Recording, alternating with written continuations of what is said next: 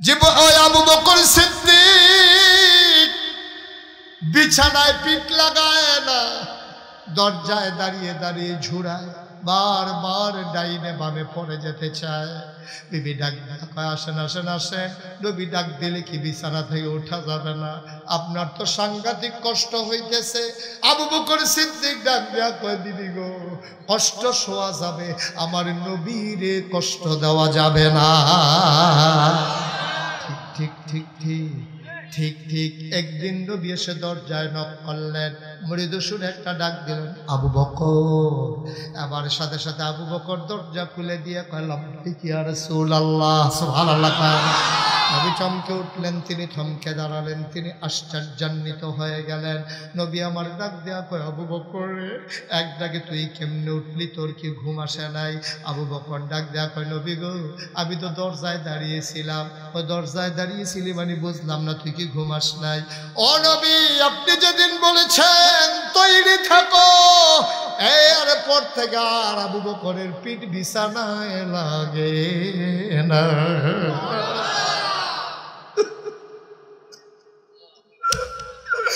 আবু বকর সিদ্দিক বের হয়ে গেলেন, আমার নবীজি বের হয়ে গেলেন। সালমান আবার তৎকালীন সংসদ মনে আছে নাকি? সংসদের নাম দারুন নাদওয়া। আবু জেহেল হলো speaker, member of parliament. Abul Ahab, Utba, Saiba, মুগীরা বিভিন্ন দলের নেতারা হইল মেম্বার অফ পার্লামেন্ট।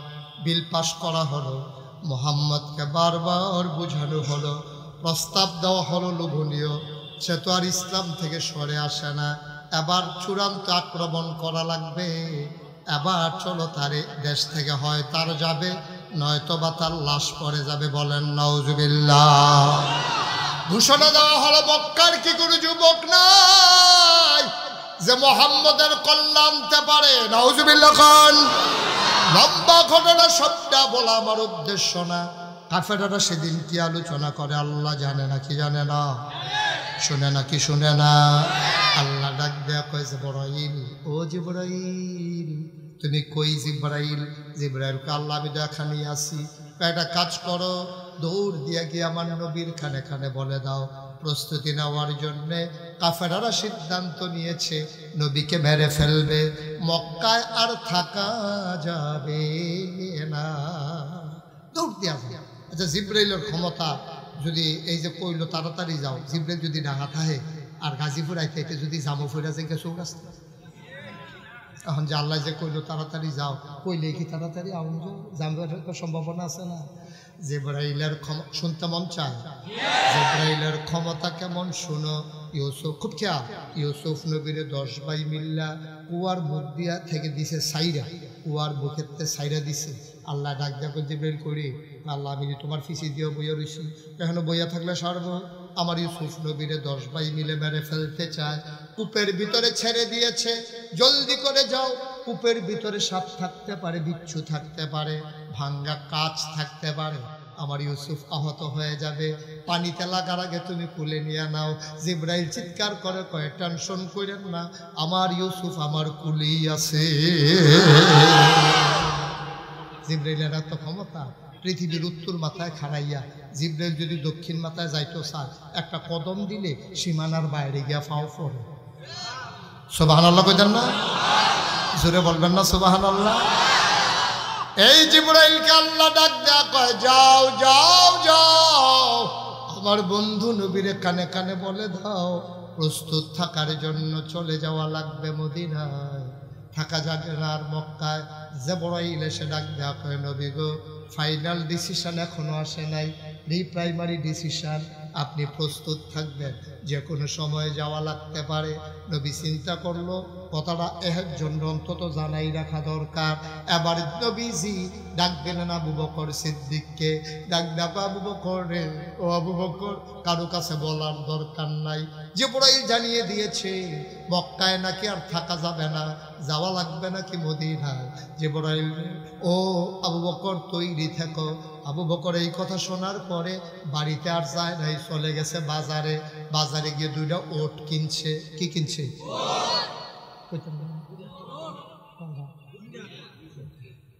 মার হাবা কয়না রে? কয়না? কি কিনছে? দুইটা উট কিনেছে জিবরাইল। ও মুসলমান, উট কিনা আবু বকর সিদ্দিক উট গুলা নিয়ে দিছে ইহুদির বাড়িতে। ইহুদিরে কইছে, ভাই তুমি দুইটা উট ফালবা, মাসে যত দেওয়া লাগে আমি তোমারে দেব। কতদিন রাখবেন? বলা যাবে না। ও মুসলমান, আবু বকর সিদ্দিক গেলেন বাড়িতে। রাতের বেলা তিনি আর বিছানায় ঘুমাইতে যায় না, দরজার ভিতরে পিঠ লাগাইয়া দাঁড়াই থাকে। আবু বকর সিদ্দিকের স্ত্রী ডাক দেয়া কয়, স্বামী আমার, আপনি দরজায় কেন দাঁড়িয়ে আছেন? ভেতরে আসেন। কয় না, বিছানায় শোয়া যাবে না। কয় কেন? কয় তুমি কারো কাছে বইল না, আমার নবীজি বলেছেন জিবরাইল তুমি তৈরি থেকো। আরে কি বলে আবু বকর, তুমি তৈরি থেকো, যে কোনো সময় চলে যাওয়া লাগতে পারে। বিবি গো, ও বিবি, আমি যদি বিছানায় ঘুমাই আমার ঘুম ঘাড়ো হয়ে যাবে। নবী বারবার দরজায় দাঁড়ায় ডাকা লাগবে, আমার কলিজায় মানবে না গো বিবি, আমি দরজায় দাঁড়াই থাকতে চাই। ডাকটা দিতে দেরি, আমি যেন হাজিরা দিতে দেরি না হয়। আশেকে রাসূল কারে? আমরা তো আশেকে রাসূল হইল 12 রবিউল আউয়াল আইলে জশ্নে জুলুস বার করে বেড়া বেড়ি ট্রাক উঠটা ডাচ্চা টাচ্চা জিলাপি খাইয়া বাইকে উঠতে পাও। জিজ্ঞাসা নামাজের কি খবর? নামাজ নবীর প্রেম লইয়া ভিতরে মামা ফুটে গেছে, নামাজ পড়া আসেনি রে কারবার। আহারে বাংলাদেশ রে। আবু বকর সিদ্দিক বিছানায় পিঠ লাগায় না, দরজায় দাঁড়িয়ে দাঁড়িয়ে ঝুড়ায়, বারবার ডাইনে বামে পড়ে যেতে চায়। বিবি ডাক কয়, আসেন আসেন আসেন। নবী ডাক দিলে কি বিছানা থেকে ওঠা যাবে না? আপনার তো সাংঘাতিক কষ্ট হইতেছে। আবু বকর সিদ্দিক ডাক দেয়া কয়, দিদি গো, কষ্ট শোয়া যাবে, আমার নবীরে কষ্ট দেওয়া যাবে না। ঠিক ঠিক ঠিক ঠিক ঠিক। একদিন নবী এসে দরজায় নক করলেন, মৃদু সুরে একটা ডাক দিলেন, আবু বকর। আবার সাথে সাথে আবু বকর দরজা খুলে দিয়ে কয়, লাব্বাইক ইয়া রাসূলুল্লাহ। সুবহানাল্লাহ।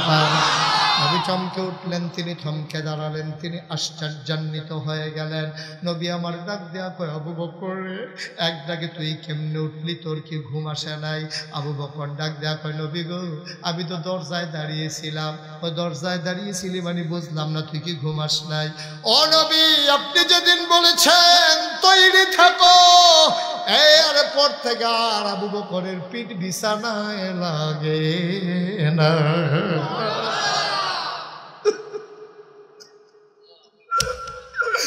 আবু বকর সিদ্দিক বের হয়ে গেলেন, আমার নবীজি বের হয়ে গেলেন। যাওয়ার কথা মদিনার দিকে রওনা দিলেন, উল্টা দিকে বিসফালা হয়ে সামনের দিকে হাঁটতে শুরু করলেন। যাইতে যাইতে যাইতে যাইতে সব রাত শেষ হয়ে গেল, ফর্সা হয়ে গেল পূর্বাকাশ, রক্তিম সূর্য উদয় হতে যাবে। আবু বকর কয়, ইয়া রাসূলুল্লাহ, ইয়া হাবিবাল্লাহ, আমরা বোধহয় ধরা পড়ে যাব। রাখালেরা এখন উট নিয়ে বের হয়ে যাবে, আমাদেরকে দেখে ফেলবে। নবী কয়, চিন্তা কইরো না, ব্যবস্থা একটা হবে। সামনে গিয়া দেখে একটা বিরাট পাহাড়, সুন্দর একটা গুহা, গুহার নাম সাউর গুহা। নবীজি দাঁড়ালেন, আবু বকর চলো গুহায় ঢুকি। আবু বকর গুহার মুখে হাত ছড়াইয়া দাঁড়াইলেন, কয়, গুস্তাকি মাফ কর দিজিয়ে ইয়া রাসূলুল্লাহ, বেয়াদবি মাফ করবেন, আপনি গুহায় ঢুকবেন না। কয়, কেন ঢুকবো না? আমি আগে ঢুকবো। কয়, কেন তুমি আগে ঢুকবা? ওই গুহার ভিতরে সাপ থাকতে পারে, বিচ্ছু থাকতে পারে, আপনাকে কামড়ে দিতে পারে, আপনাকে ধ্বংসন করতে পারে। নবী গো, ও নবী, আমি আগে ঢুকি, আমি গিয়া দেখি। এবার আবু বকর সিদ্দিক রে নবী ডাক দেয়া কয়, আবু বকর রে, আমি ঢুকলে সাপ কামড়াবে, তোরে কি কামড়াবে না? আবু বকর সিদ্দিক ডাক দেয়া কয়, নবী গো, আমারে কামড়াইলে কিচ্ছু হবে না। আমার মতো 100 আবু বকর যদি মরে যায়, ইসলামের কোনো ক্ষতি হবে না গো। আপনার যদি কিচ্ছু হয়ে যায়, ইসলাম থাকবে না।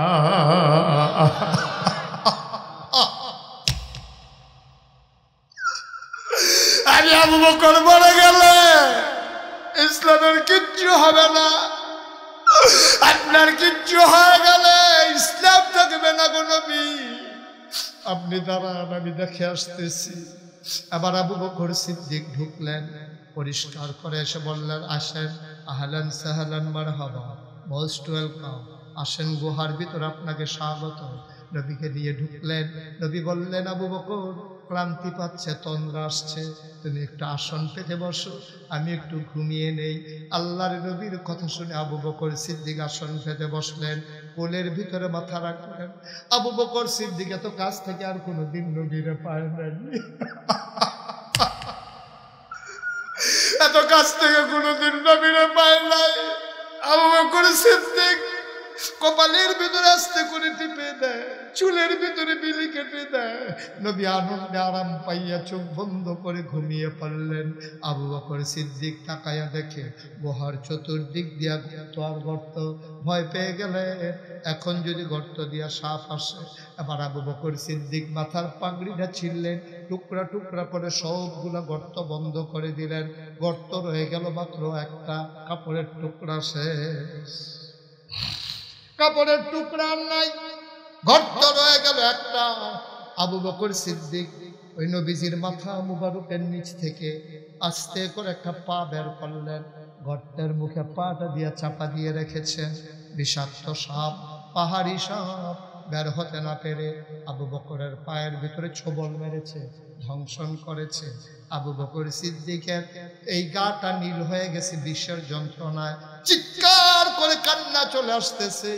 আবু বকর সিদ্দিক দাঁত দিয়া ঠোঁটটারে কামড়ে ধরেছে, আওয়াজটা যেন বের না হয়, আওয়াজ বের হলে নবীর ঘুম ভেঙে যাবে। আবু বকর সিদ্দিক বিষের যন্ত্রণা সইয়াও চিৎকার করে কান্দে না, ঠোঁট কামড়ে ধরে আওয়াজ থামাইছো, চোখের পানি থামাই রাখি দিয়া।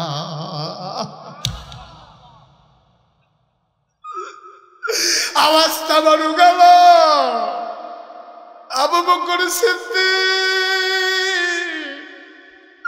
চোখের পানি থামাবে কি দিয়া?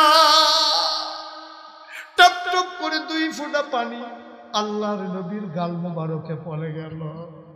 আল্লাহর নবীর ঘুম ভেঙে গেল। আল্লাহর নবী লাফ দিয়ে বসে পড়লেন। ডাক ডাক আবু বকর, আবু বকর, তোর গায়ের যে নীল হয়ে গেছে। আবু বকর রে, কান্দোস কেন? নিশ্চয়ই বাড়ির কথা বড় মনে পড়ছে, ছোট বাচ্চার কথা বুঝি মনে পড়ছে রে আবু বকর, বিবির কথা বুঝি মনে পড়ছে। আবু বকর চিৎকার করে কয়, নবী গো, আপনি আমার কুলে।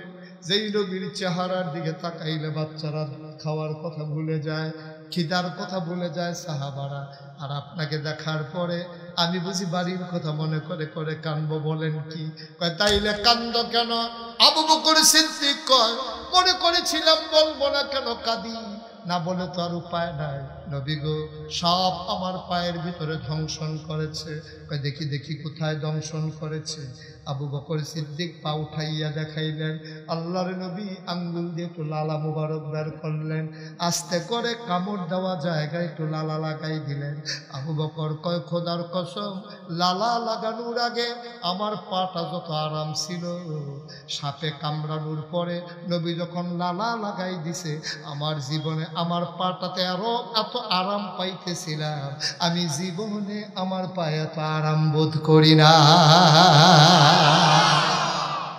এমনি এমনি ইসলাম আসে নাই, বড় কষ্টের ইসলাম। এই ইসলাম যদি ধরে রাখতে না পারো, কিয়ামতের ময়দানে মুখ দেখাইতে পারবা না রে ভাই। আমি